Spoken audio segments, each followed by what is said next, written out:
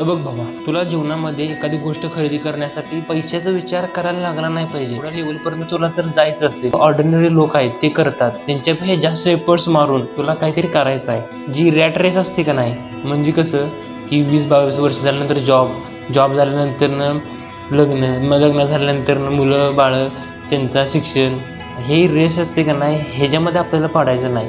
आपल्याला आपलं फिरून गोष्ट फक्त पैशावर येत असेल तर त्या जीवनाचा तर काय उपयोग आहे. जर तुला मेहनत आयुष्यभर करायचीच असेल तर तू कर.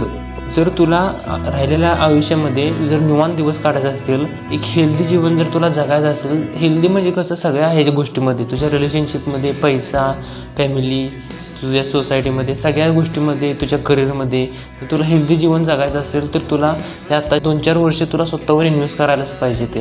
कारण तू जर आता स्वतःवर काम नाही केलंस तर तुला नंतर दुसऱ्यांच्या हाताखाली काम करायला लागणार. दुसरी काय जी बोलते ती तुला करावं लागणार आहे.